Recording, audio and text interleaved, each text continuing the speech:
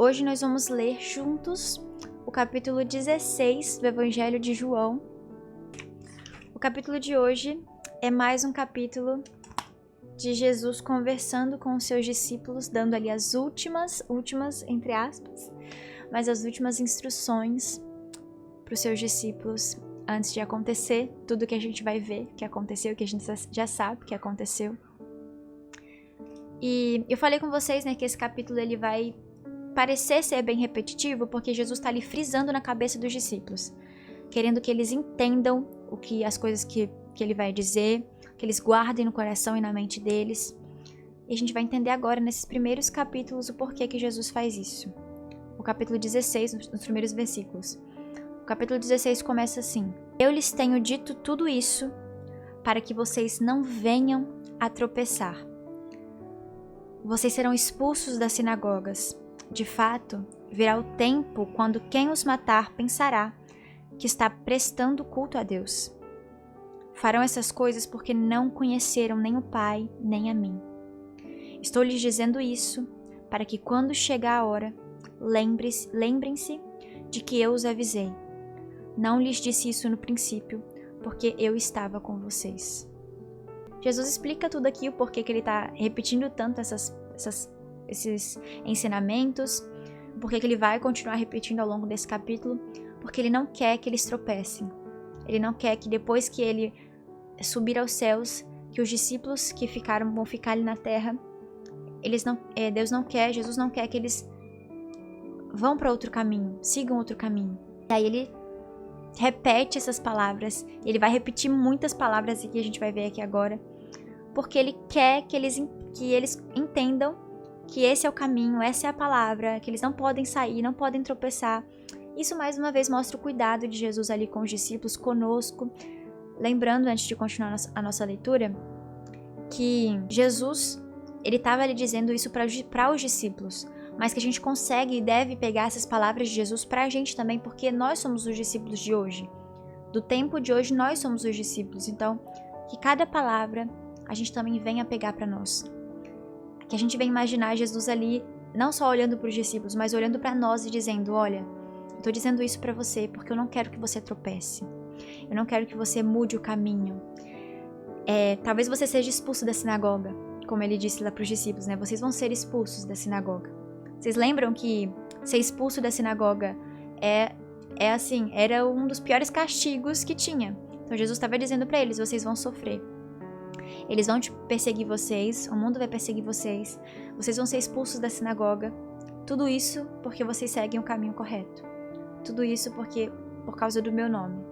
Então Jesus já deixa ali explicado para eles. E aí o versículo 5 começa assim: Agora que vou para aquele que me enviou, nenhum de vocês me pergunta para onde vais? Porque falei estas coisas, o coração de vocês encheu-se de tristeza. Jesus sabia ali, o coração dele sabia que os discípulos estavam muito tristes por tudo que estava acontecendo. Mas eu lhes afirmo que é para o bem de vocês que eu vou. Se eu não for, o conselheiro não virá para vocês. Mas se eu for, eu o enviarei. Quando ele vier, convencerá o mundo do pecado, da justiça e do juízo. Do pecado, porque os homens não creem em mim. Da justiça, porque vou para o Pai, e vocês não me verão mais. E do juízo, porque o príncipe deste mundo já está condenado. Bonito. Jesus apresenta mais uma vez o Consolador, apresenta mais uma vez para os discípulos ali o Espírito Santo, que viria, né, para eles. E Jesus ali, falando com os discípulos, ele diz: olha, quando eu falo isso para vocês, eu consigo entender que vocês estão tristes. O coração de vocês está entristecido. Vocês estão tristes. Mas tudo isso que vai acontecer é pro bem de vocês. Eu imagino que para os discípulos era muito mais difícil do que pra gente, obviamente, entender tudo isso. Porque hoje a gente tem ali o plano, tudo o que aconteceu a gente já tem na nossa mente, né? Jesus veio, desceu, morreu, ressuscitou pelos nossos pecados, por amor a nós. A gente tem tudo isso na nossa mente já certinho. As únicas coisas que faltam acontecer é Jesus voltar para arrebatar a sua igreja. Só isso. Mas para os discípulos, era uma loucura acontecendo ali, sabe, gente? Tipo, era muita coisa ao mesmo tempo. Eles passaram ali muito tempo com Jesus. Eles tinham Jesus para instruir eles, para com as palavras duras ali, corrigir eles quando eles faziam alguma coisa de errado. Eles tinham Jesus para consolar eles, para, enfim, dar palavras de ânimo para eles não desistirem, para ensinar para eles a palavra, a verdade. E agora Jesus simplesmente disse para eles que ele teria que já tinha acabado a missão dele, que ele iria morrer e que ele iria voltar para o céu. Então os discípulos estavam muito tristes. Eles estavam tristes porque eles perderiam alguém ali que estava há tanto tempo com eles nessa caminhada. E uma coisa também que eles não conseguiam entender, é bom lembrar que na visão de todo mundo, o Messias viria como um rei todo poderoso, assim, né, enfim, um rei, uma pessoa para guerrear pelo povo ali, que ia fazer ali batalhas para colocar os judeus ali no topo, assim, né? Enfim, ia vir para guerrear pelo povo. E de que seria um rei de que ele reinaria eternamente. Então, quando Jesus chega para os discípulos e diz que ele teria que morrer, que ele teria que subir aos céus, os discípulos ficam confusos também. Eles também têm mesmo confiando, eles também estão ali com a cabeça estão meio loucos, sabe? Era difícil também para eles ali entenderem algumas coisas. Mas eles confiavam. Isso já era muito bom. E aí Jesus diz pra eles, né, não precisa vocês, não fiquem tristes, porque é pro bem de vocês. Isso que eu tô fazendo é pro bem de vocês. Vocês ainda não sabem. Talvez agora, Jesus não falou isso, né, gente? Eu tô aqui imaginando. Talvez agora vocês não entendam, vocês fiquem tristes por essa decisão, fiquem tristes por eu estar obedecendo, né? Obedecer é doído, obedecer dói, a gente falou sobre isso ontem. Obedecer a Deus é difícil, é complicado e faz com que a gente não entenda algumas coisas. Os discípulos não entendiam, mas era pro bem deles, é pro nosso bem. Às vezes a gente não entende, a gente não compreende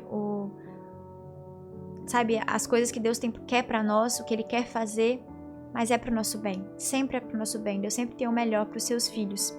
E Jesus deixou claro isso ali. E ele disse, né, se eu não for, o conselheiro não virá. Então eu preciso ir, é preciso que isso aconteça, para que o conselheiro, o Espírito Santo, venha e convença o homem do pecado. Olha que bonito, gente. O conselheiro, o consolador, o Espírito Santo, ele convence todo homem, ele convence o homem do pecado. Isso é maravilhoso. É por isso que quando a gente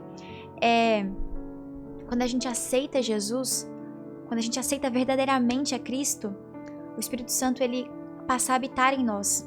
E a gente começa a perceber ali o que estamos fazendo de errado, o que precisamos mudar, o que agrada o coração de Deus, o que não agrada. Isso não é de nós.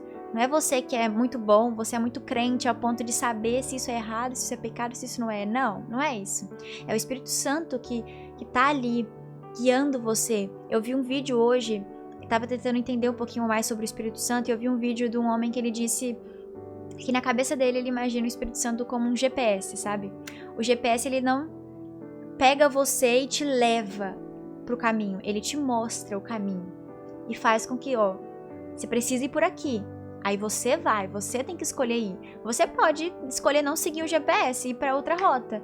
Você não vai chegar no lugar que você quer chegar, isso é óbvio. Mas o GPS tá ali para te mostrar o caminho. Esse negócio de convencer, né? O Espírito Santo nos convence do nosso pecado. É muito importante a gente usar dessas lives, eu usar dessas lives aqui também, pra ajudar vocês que são novos na caminhada e querem ganhar mais pessoas para Cristo. Um conselho para vocês que querem pregar, que querem falar de Jesus para as outras pessoas, para as pessoas do mundo, apresentem Jesus para essas pessoas. Carol, como que eu prego? Como que eu falo de Jesus para um novo convertido? Apresenta Jesus.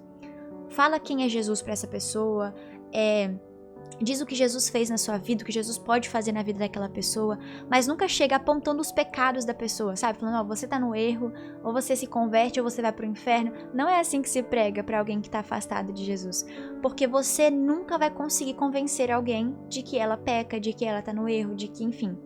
Sabe aquela parte que diz, vinde a mim como estás? É porque só Jesus pode mudar a pessoa. Só o Espírito Santo pode convencer de que aquela pessoa está no erro, de que o que ela faz é errado. nada do que a gente falar vai convencer alguém. Então é por isso que é importante, na hora de pregar, você apresentar Jesus. E aquela pessoa vai ficar tão contente de saber quem é Jesus, que ela vai querer receber Jesus nela, sabe? Vai querer dar espaço para o Espírito Santo. E aí o Espírito Santo vai começar a trabalhar na vida daquela pessoa e mudar.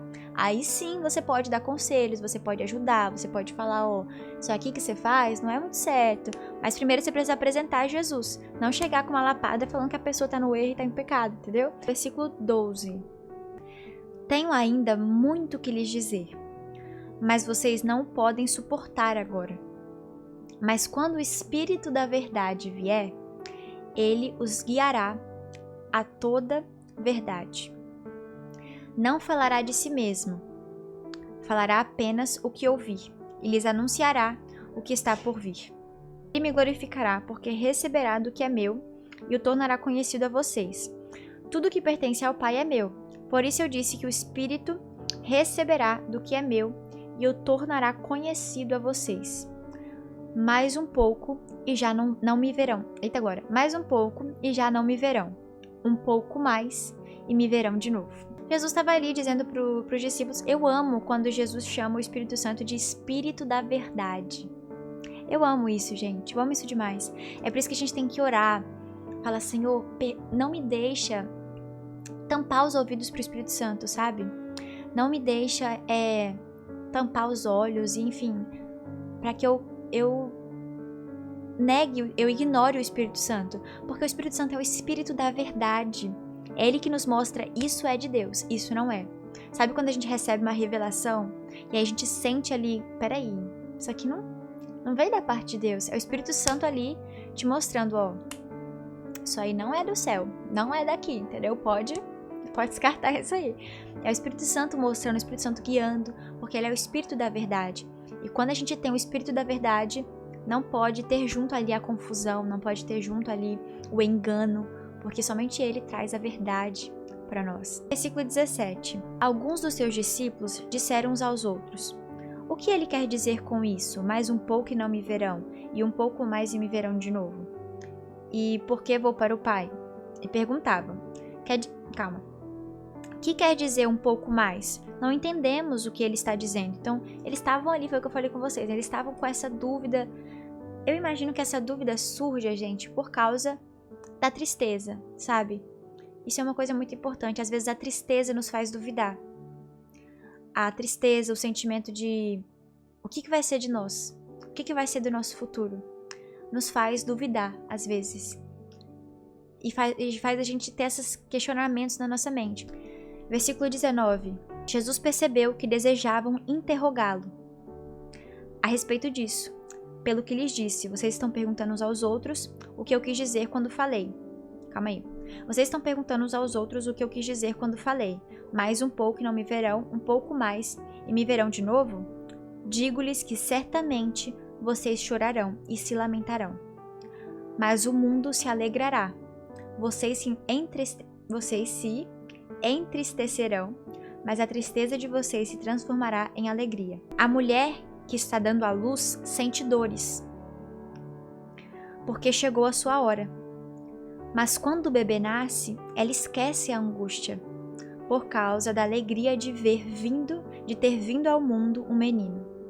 Assim acontece com vocês. Agora é hora de tristeza para vocês, mas eu os verei outra vez, e vocês se alegrarão. E ninguém lhes tirará essa alegria. Glória a Deus, aleluia. Gente, que lindo. É muito lindo isso que Jesus usou para que eles conseguissem entender, para que a gente consiga entender também, né? A mulher, quando ela vai ali ter o bebê, quando ela, no momento ali do parto, ela sente muita dor, muita dor, muita dor. E até, às vezes até se esquece, né, de que o que tá por vir é muito melhor, é muito incrível, é aquilo que ela tanto sonhou. Às vezes no momento de dor a gente se esquece disso. A gente se esquece de que o que Deus tem preparado é muito maior. O que Deus tem preparado é incrível, é melhor, é o que a gente tanto pediu, é o que a gente espera por 9 meses, por tanto tempo. A gente até se esquece disso por causa das dores. Mas vai chegar um momento que as dores vão passar. E aí você vai até se esquecer das dores, porque a alegria vai ser tão grande. A alegria vai ser tão imensa que você não vai nem se lembrar de que você sofreu tanto. Então, antes da gente terminar, um conselho para sua alma: suporte o processo. Por mais que esteja doendo agora, por mais que você não entenda, por mais que a dor seja muito grande, aguarda, firme em Jesus, segura firme em Jesus e aguarda, porque vai chegar um momento em que tudo vai valer a pena. Vai chegar um momento em que a alegria vai vir, a paz vai vir. E aí você vai entender que, aquele momento de dor valeu a pena, porque sem ele eu não teria chegado até aqui. Sem aquele momento de dor eu não teria amadurecido o suficiente, não teria chegado até aqui. Foi necessário passar por aquela dor. Mas agora chegou o momento da alegria. Vai chegar esse momento. Creia nisso. Naquele dia, vocês não me perguntarão mais nada. Eu lhes asseguro que meu Pai lhes dará tudo o que pedirem em meu nome. Até agora, vocês não pediram nada em meu nome. Peçam e receberão, para que a alegria de vocês seja completa. Mais uma vez ele fala sobre isso, sobre pedir e receber. A gente já falou sobre isso nos outros capítulos, sobre esse pedir e receber. E é muito bonito aqui que eles pediam para Jesus as coisas e Jesus fazia com que acontecesse, sabe? As pessoas, elas não tinham essa conexão com Deus. Conseguem entender a conexão que hoje a gente tem com Deus? Que a gente ajoelha e fala: Deus, me ajuda nisso aqui, nisso aqui. Eles não tinham essa conexão com Deus. Era como se algo impedisse essa conexão por causa do pecado. E aí, com a morte de Jesus, olha isso aqui, que eu vou ler pra vocês, 25. Embora eu tenha falado por meio de figuras, vem a hora em que não usarei mais esse tipo de linguagem, mas lhe falarei abertamente a respeito de meu Pai. Neste dia, vocês pedirão em meu nome. Não digo que pedirei ao Pai em favor de vocês. Jesus não pediria mais ao Pai em favor da gente, pois o próprio Pai os ama. Depois da morte de Jesus, o próprio Pai teria conexão conosco. Vocês conseguem entender isso? O sacrifício rasgou o véu, ao ponto deles terem acesso, da gente ter acesso direto ao Pai. Ao ponto desse relacionamento, Jesus ter salvado esse relacionamento, sabe? Ter ali resgatado esse relacionamento. Muito lindo. E aí Jesus diz isso, né? Não digo que pedirei ao Pai em favor de vocês, pois o próprio Pai os ama. Porquanto vocês me amaram e creram que eu vim de Deus. Eu vim do Pai e entrei no mundo. Agora deixo o mundo e volto ao Pai. Mais um tomzinho de despedida ali de Jesus, o que se eu tivesse na hora eu já estaria chorando horrores, né? Mas tá bom. Últimos versículos do nosso capítulo. Então, versículo 29. Então, os discípulos de Jesus disseram: Agora estás falando claramente e não por figuras. Agora podemos perceber que sabes todas as coisas e nem precisas que te façam perguntas. Por isso, cremos que vieste de Deus. A mente deles, eles fizeram assim, gente, Aí Jesus diz, né? Respondeu Jesus: Agora vocês creem? Aproxima-se a hora, e já chegou, quando vocês serão espalhados, cada um para sua casa. Vocês me deixarão sozinho, mas eu não estou sozinho, pois meu Pai está comigo. Versículo 33 do capítulo 16 diz assim: Eu lhes disse essas coisas para que em mim vocês tenham paz. Neste mundo vocês terão aflições. Contudo, tenham ânimo. Eu venci o mundo. Glória a Deus, aleluia. Que versículo lindo, gente. Esse versículo é muito poderoso, é muito bonito. E é um versículo que a gente lê e respira assim aliviado, sabe? É um versículo que traz paz, que traz calmaria para o nosso coração. E é isso, foi o intuito de Jesus também. Foi o intuito de Jesus quando ele disse isso para os discípulos, para que o coração deles fossem acalmados ali. Como eu disse, o coração deles estavam ali perturbados, né? E aí Jesus diz: tudo isso que eu falei para vocês desde o começo, que eu tô aqui falando para vocês, é para que vocês se acalmem, para que vocês confiem e tenham paz. Acalma, gente. Vai valer a pena. Acalma. Tudo isso vai fazer sentido depois. Ele estava ali trazendo essa calmaria para os discípulos. E descansem. Mas eu deixo claro aqui para vocês: neste mundo vocês terão aflições. Isso é muito importante. Jesus sempre foi muito verdadeiro com o evangelho. Ele nunca pregou um evangelho falso. Ele nunca mascarou o evangelho, sabe? Mostrando que era só bens materiais, que o evangelho é só milagres, que o evangelho é só bênção. Inúmeras vezes eu vou conseguir citar para vocês uma delas. Lembra quando Jesus ele alimentou a multidão continuou seguindo ele, e aí ele parou num certo momento e disse para a multidão, ó, vocês estão me seguindo só por causa de pão, só por causa de milagres, só por causa de peixe, mas eu não tô aqui só para dar isso para vocês, tô aqui para dar vida eterna, vocês lembram disso? Então Jesus ele deixou claro aqui, ó, o mundo, vocês vão ter aflições. O evangelho não é fácil. Muitas pessoas vão querer buscar um evangelho fácil, muitas pessoas vão querer buscar uma porta larga, mas a porta é estreita para entrar no céu. O evangelho é difícil. O mundo vai perseguir vocês, ele já deixou isso claro também. O mundo vai perseguir vocês. Vocês serão expulsos das sinagogas. Por amor ao meu nome, vocês serão perseguidos. As pessoas se virarão contra vocês. Mas tem de bom ânimo. Eu venci o mundo.